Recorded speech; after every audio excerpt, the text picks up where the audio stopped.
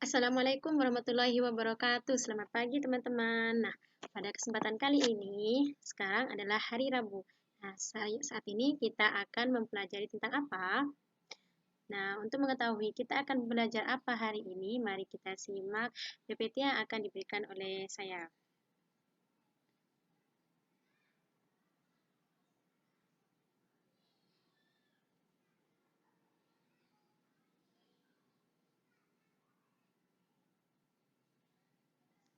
Nah, rupanya sekarang kita akan belajar mengenai besaran dan pengukuran. Kira-kira apa saja yang akan dibahas? Apa ya? Nah, apa sih mengenai besaran dan pengukuran? Ada yang tahu? Nah, mari kita simak di selanjutnya. Nah, besaran sendiri, besaran dan pengukuran. Besaran itu merupakan segala sesuatu yang dapat diukur dan dinyatakan dengan nilai dan satuan. Nah, satuan sendiri adalah pembanding dalam sebuah pengukuran.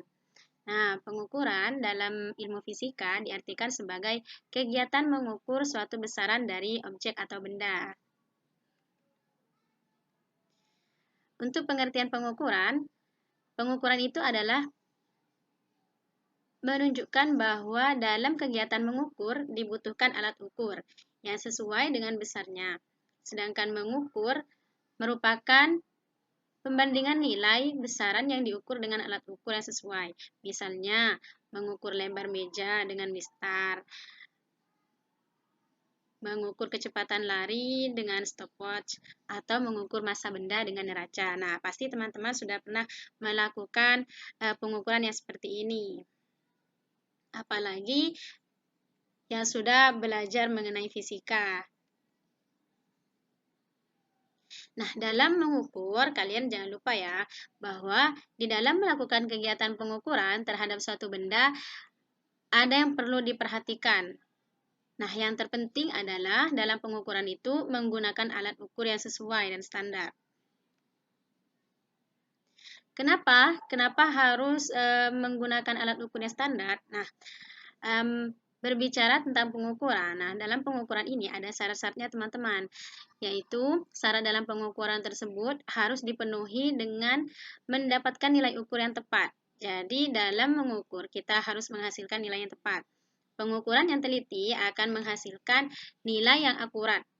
Karena kenapa? Semakin tinggi tingkat ketelitian sebuah alat ukur, maka nilai pengukuran yang kita peroleh akan semakin besar. Nah, untuk materi selanjutnya kita akan belajar mengenai macam-macam pengukuran.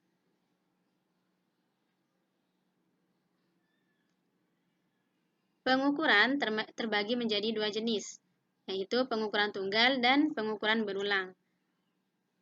Pengukuran tunggal merupakan pengukuran yang hanya dilakukan satu kali. Nah, pengukuran tunggal dilakukan jika besaran yang diukur tidak berubah-ubah atau besaran yang diukur itu tetap, sehingga hasil pengukurannya akurat.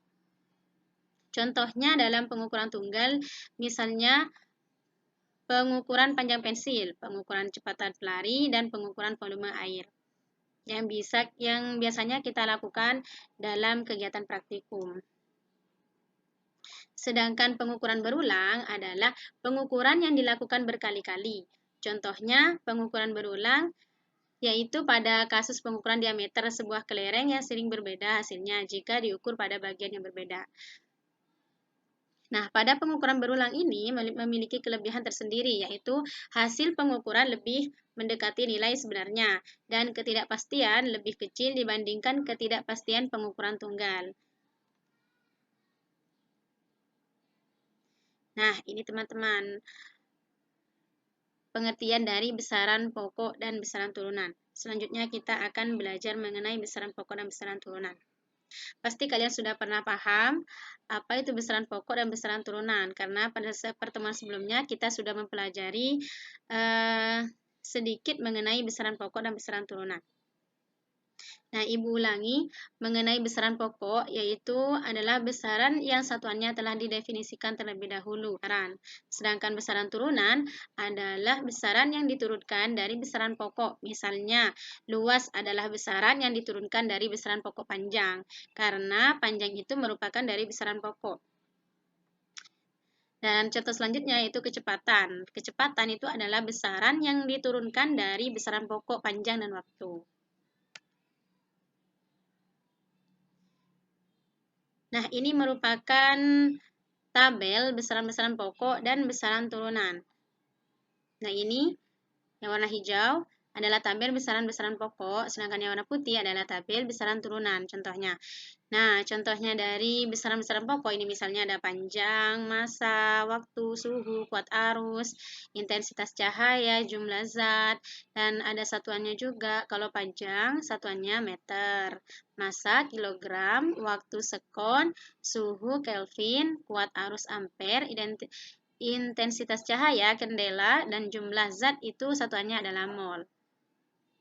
Sedangkan contoh pada besaran turunan, ini ada luas, volume, massa jenis, kecepatan, percepatan, gaya, usaha, daya, tekanan, dan momentum. Nah, besaran-besaran turunan ini merupakan besaran yang diturunkan terlebih dahulu dari besaran-besaran pokok. Seperti itu, teman-teman. Nanti jika ada yang tidak dipahami bisa ditanyakan di kolom komentar. Nah, untuk selanjutnya kita akan mempelajari mengenai satuan baku dan tidak baku. Satuan baku, apa pengertian satuan baku? Nah, satuan baku adalah satuan yang telah disepakati pemakaiannya secara internasional atau disebut juga sistem internasional. Syarat dari satuan baku adalah berlaku internasional, mudah ditiru, dan tidak berubah. Satuan dari sistem internasional dibagi menjadi dua sistem, yaitu sistem MKS, meter, kilogram, dan sekon, dan sistem CGS atau sentimeter, gram, dan sekon. Sementara untuk satuan tidak baku, nah satuan tidak baku adalah satuan yang tidak diakui secara internasional, hanya digunakan pada wilayah tertentu saja. Nah, misalnya nih pada zaman dahulu, karena tidak ada satuan baku, jadi penduduk pada zaman dahulu itu menggunakan satuan tidak baku untuk melakukan pengukuran. Contohnya untuk satuan tidak baku yaitu penduduk dahulu menggunakan hasta, depa, kaki, lengan, dan tumbak. Contohnya gini, teman-teman. Penduduk dahulu itu akan melakukan pengukuran karena tidak ada satuan baku, jadi penduduk menggunakan satuan tidak baku, yaitu menggunakan tangan. Menggunakan seperti ini. Nah, pasti kalian sudah paham mengenai ini. Nah, selanjutnya kita akan membahas mengenai jenis-jenis alat ukur. Jenis-jenis alat ukur yang saya akan bahas di sini ada 3, yaitu ada mistar, jangka sorong, dan mikrometer sekrup. Nah, apa itu pengertian dari mistar, jangka sorong, dan mikrometer sekrup? Mistar sendiri adalah penggaris atau alat ukur panjang yang biasa digunakan untuk mengukur panjang dan lebar benda. Alat ukur mistar memiliki skala terkecil 1 mm atau 0,1 cm. Mistar atau penggaris memiliki ketelitian pengukuran setengah dari skala terkecilnya yaitu 0,5 mm. Nah, untuk selanjutnya yang nomor 2 yaitu jangka sorong. Nah, jangka sorong ini biasanya sering kita gunakan pada pelaksanaan praktikum fisika. Nah, jangka sorong sering digunakan untuk mengukur diameter bola kecil, tebal uang logam, maupun diameter dalam tabung. Penemu jangka sorong adalah seorang ahli teknik berkebangsaan Prancis. Nah, pada jangka sorong terdapat dua jenis skala, yaitu skala utama dan skala nonius. Skala utama terdapat